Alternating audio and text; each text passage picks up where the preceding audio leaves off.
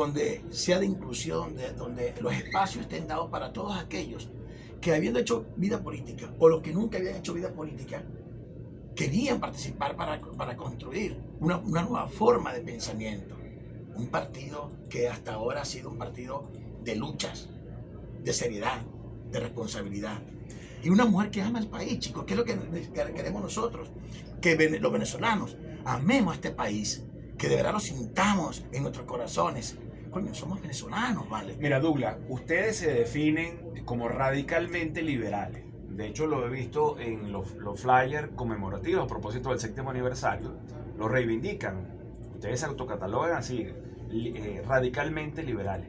Para los efectos de la gente que nos está sintonizando a esta hora, ¿cuáles serían las banderas que enarbola 20 Venezuela? ¿Cuáles son los principios ideológicos que defienden? O sea, de alguna manera, ¿cuál es la visión que tienen, la propuesta de país que ustedes le hacen a los venezolanos? Un partido de centro-derecha liberal. ¿Qué proponemos para Venezuela? Un partido de centro-derecha. De centro-derecha, liberal. ¿Qué le proponemos a Venezuela? En este momento primero te preguntaría, para los efectos de la gente, ¿qué significa ser liberal? Liberal, chicos, es una ideología, es unos principios donde apostamos realmente al individuo como tal, donde ese individuo tiene las virtudes y las cualidades para hacer de él una persona, un ciudadano en crecimiento, donde dependa de él mismo, donde no dependa de un estado paterno, donde dependa de sus recursos. Liberal, propiedad privada, liberal, libre mercado, liberal, respeto a las instituciones, liberal, donde el Estado no intervenga en la producción de una nación, que ponga sus reglas, perfecto, pero que no intervenga en la libre competencia entre los que realmente producen en este país. O sea, que el Estado tenga una mínima presencia. Una mínima presencia. Somos totalmente contra el socialismo. Socialismo que no existe, socialismo que es un fracaso. Realmente es el liberalismo. Nosotros creemos en el liberalismo, 100%.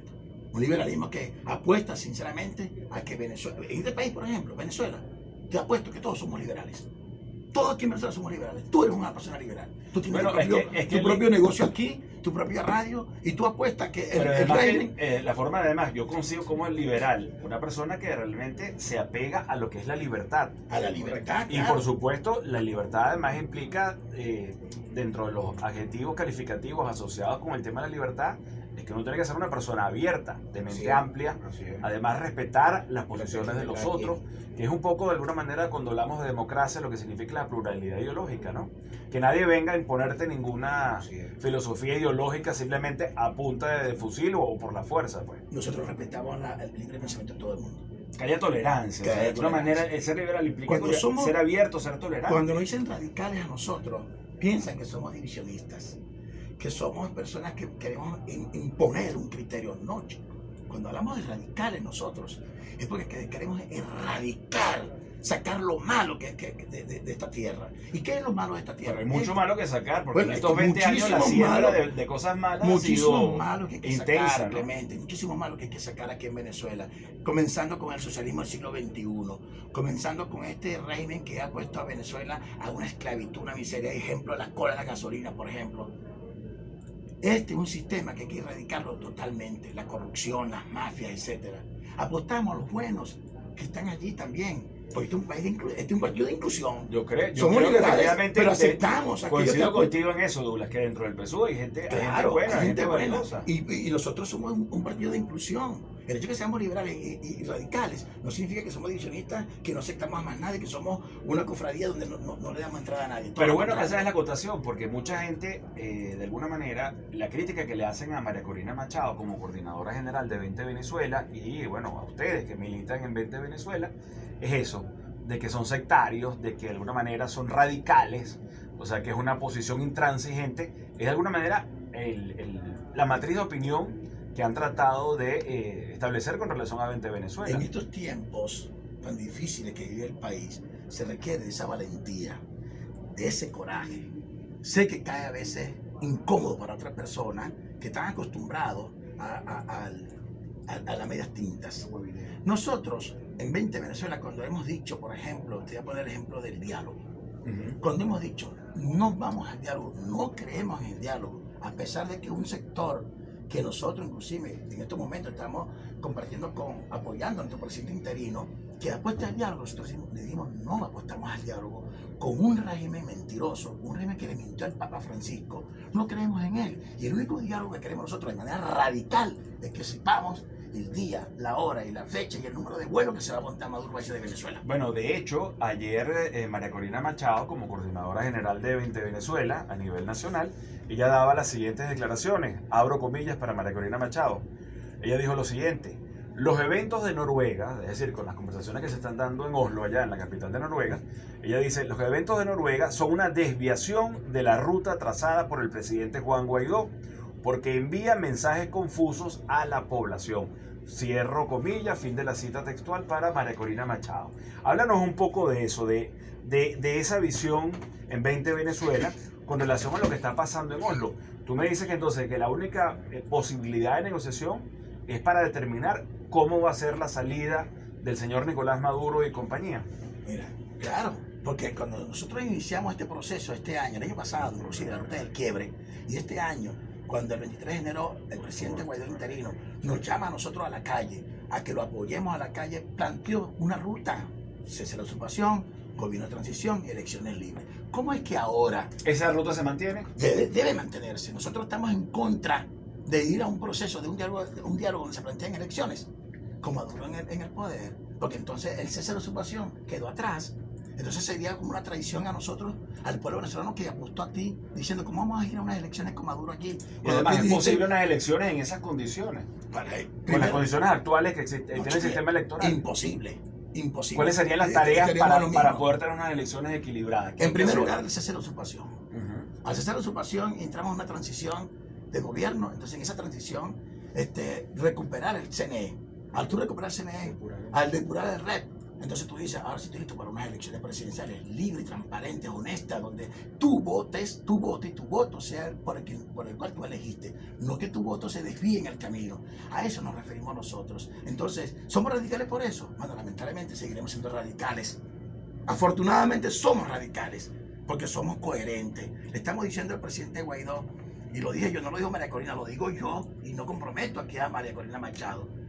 Si a Maduro se le acabó el tiempo, a Guaidó se le puede acabar el tiempo también. Recuerda que Guaidó tiene fecha hasta el 5 de enero del 2020. De manera que aquí tenemos que ser totalmente coherentes con lo que tú manifiestas. Si tú manifestaste cese de la usurpación, gobierno de transición y elecciones libres, entonces mantengamos esa ruta. Y esa ruta tiene que ser una ruta con valentía. Si tú planteas un diálogo, y aquí viene el dicho que una vez yo lo dije aquí en esta radio, que quien se sienta a dialogar, a negociar con el demonio, un puesto seguro en el infierno tiene.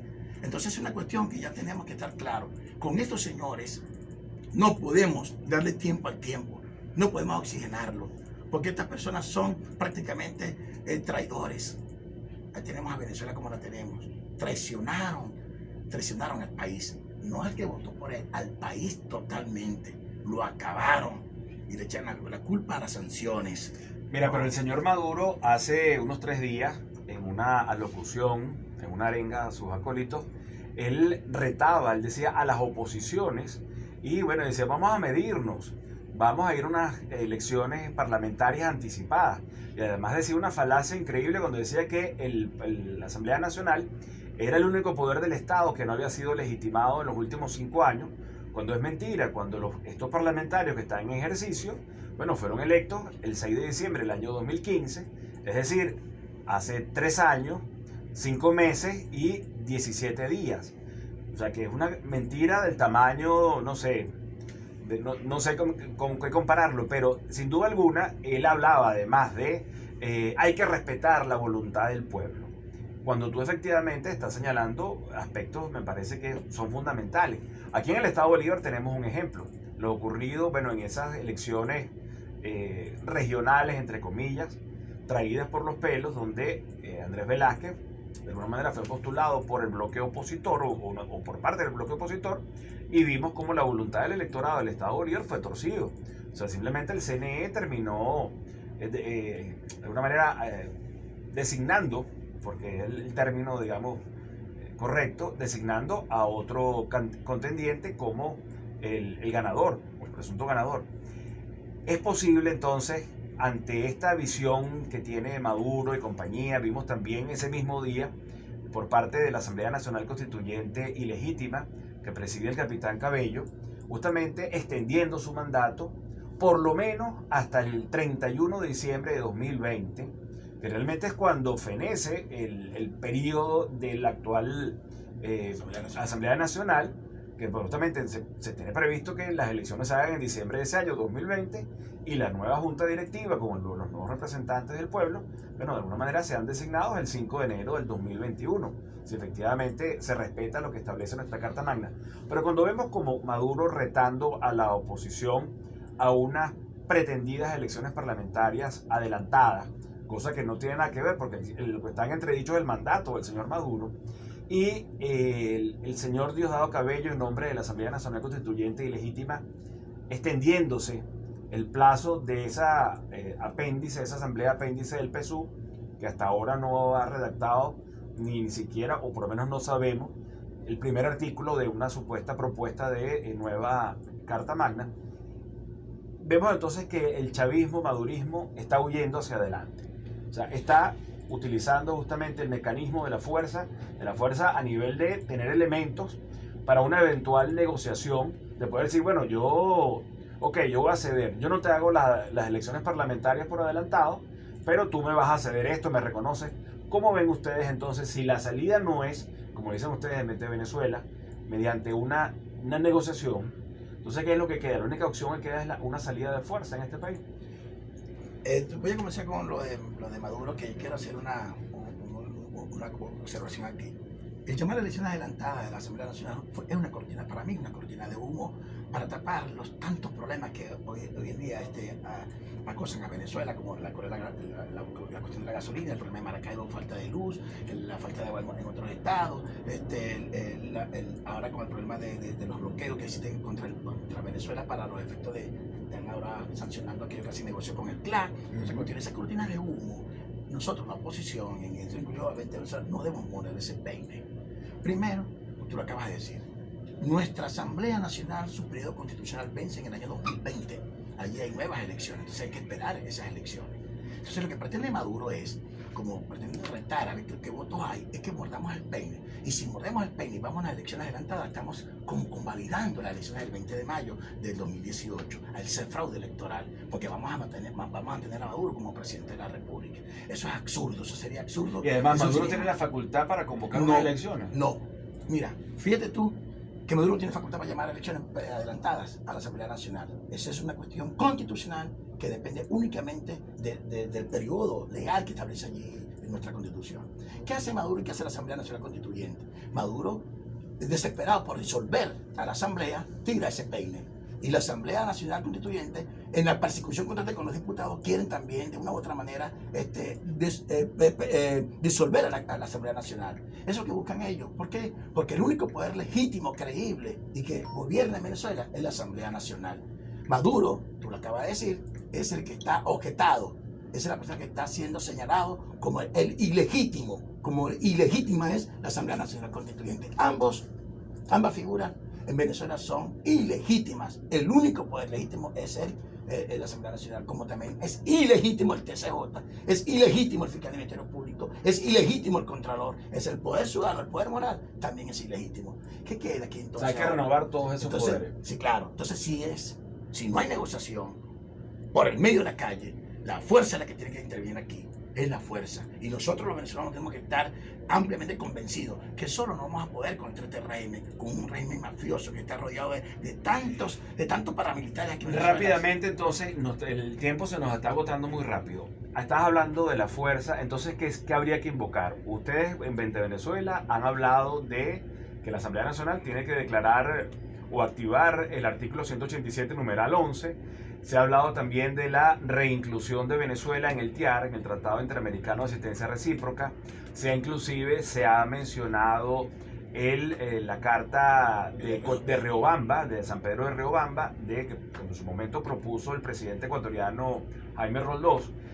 Se ha hablado de mecanismos, de alguna manera se ha hablado también del R2P, el principio de la responsabilidad de proteger, de invocarlo justamente, que es un principio además establecido por la Organización de Naciones Unidas a propósito de los genocidios ocurridos en Ruanda en su momento y en Kosovo.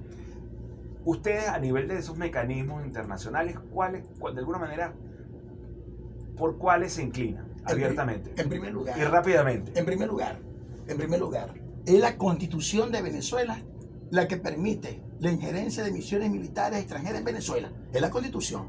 Artículo 187.11. Solo le queda a la Asamblea Nacional permitir, autorizar esa puerta que se abra. El R2P, por ejemplo, para citar uno, la responsabilidad de protección a los pueblos, cabe en este momento. Solo falta que se active ese artículo 187.11 para cualquiera de ellos pueda entrar a Venezuela. ¿Con base en qué? ¿Con la emergencia humanitaria compleja que estamos viviendo? En base a la cantidad de personas que viven en Venezuela en miseria y muertes, porque estamos destinados a morir. Esto es una lucha de vida o muerte. Esto es una muerte que va desde la muerte física, desde la muerte emocional, de la muerte psicológica. Es decir, Venezuela es un país hoy en día totalmente desatendido.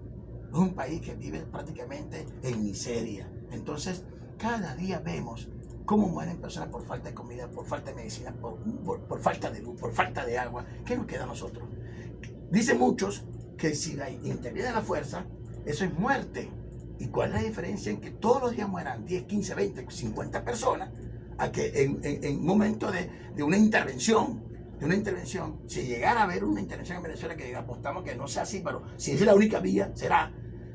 Entonces, va a haber muerte, bueno. Bueno, no es lo que decía, no hay ninguna Juan, diferencia. lo que decía Juan Guaidó también. O sea, que el problema es justamente que este régimen del señor Maduro ha trancado todas las posibilidades de las soluciones democráticas.